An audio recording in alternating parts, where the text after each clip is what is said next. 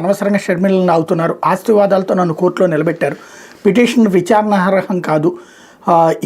ఎన్సీఎల్టీలో Vijayamma counter. Saraswati power corporation limited వాటాల బదలాయింపులోకి షర్మిలను అనవసరంగా లాగుతున్నారని, జగన్ భారతిరెడ్డి ట్రిబ్యునల్ను తప్పుదోవ పట్టిస్తున్నారని జాతీయ కంపెనీ లా ట్రిబ్యునల్ హైదరాబాద్ బెంచ్కి వైఎస్ విజయమ్మ నివేదించారు. సరస్వతి లిమిటెడ్తో కానీ గిఫ్ట్ డీడ్తో కానీ షర్మిలకు సంబంధం లేదని, అయినా తన కుమారుడు జగన్ కోడలు భారతిరెడ్డి షర్మిలను వాటాల బదలాయింపు వాదాల్లో లాగుతున్నారన్నారు.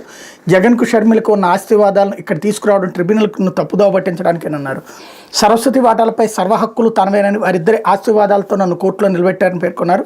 పిల్లల మధ్య వివాదంతో ఏ తల్లి కోరుకునే విధంగా నిస్సహాయంగా కోర్టులో నిలబడాల్సి వచ్చిందని, తనను ఇంత ఆవేదనకు గురి చేయడం జగన్ భారతికి సరికాదన్నారు.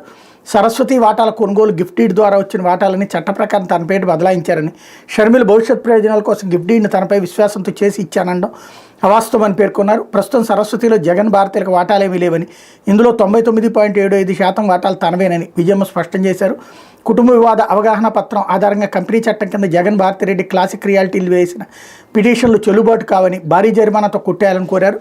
సరస్వతిలో అనుమతి లేకుండా జరిగిన వాటాల బదలాయింపు నిలిపివేయాలని, వాటాదారుల రిజిస్టర్లో పేర్లను మార్చి తన వాటాను పునరుద్ధరించాలని కోరుతూ జగన్ భారతిరెడ్డి దాఖలు చేసిన పిటిషన్లో ప్రతివాదిగా ఉన్న విజయమ్మ కౌంటర్ దాఖలు చేశారు. విజయమ్మ పేర్కొన్న వివరాలు ఇవన్నటువంటి కాన్సెప్ట్ని హైలైట్ చేశారు.